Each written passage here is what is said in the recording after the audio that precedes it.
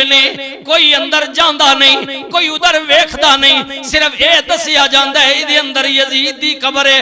پر ویکھو نا دنیا دا بادشاہ مٹ گیا، ختم ہو گیا۔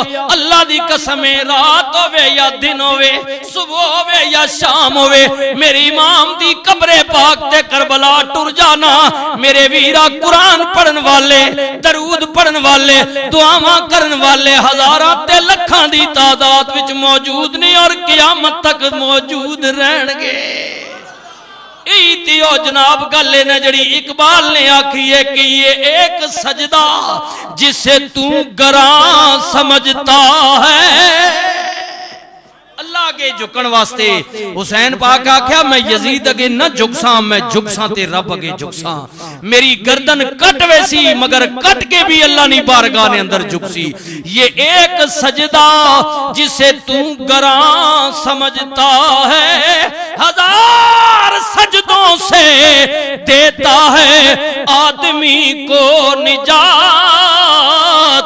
اور اقبال کیا یہ داغے سجود تیری جبیں پر بنا تو کیا، کوئی تو ایسا سجدہ کر کہ زمین پر نشان رہے۔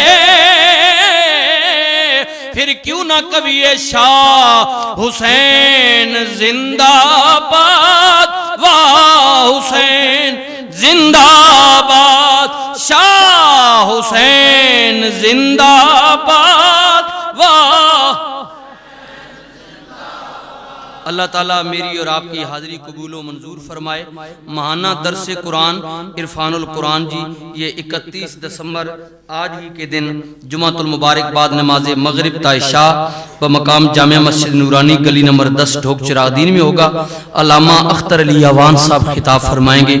تمام دوستوں کو یہ تحریک منہاج القرآن کی طرف سے دعوت نامہ ہے جی، یہ تمام دوستوں کو شرکت کی دعوت دی جاتی ہے۔ تحریک منہاج القرآن یہ آپ نے ان دوستوں کی طرف سے اہتمام کیا گیا ماہانہ درس قرآن کا جامع مسجد نورانی گلی نمبر 10 میں جی، آج نماز مغرب تا عشاء جی۔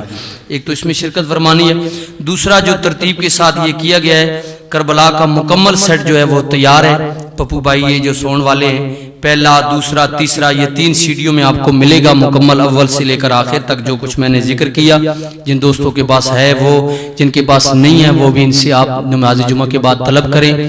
جو پہلے لے چکے ہیں وہ آج کی جمعے کی بھی لے لیں، جن کے پاس نہیں ہے یا جو نہیں حاضری دے سکے وہ تینوں سیٹ ان کے پاس لیں اور خود بھی سنیں، اپنے غم کو تازہ کریں۔ اللہ تعالیٰ بارگاہ حسینی میں آپ کی حاضری قبول و منظور فرمائے۔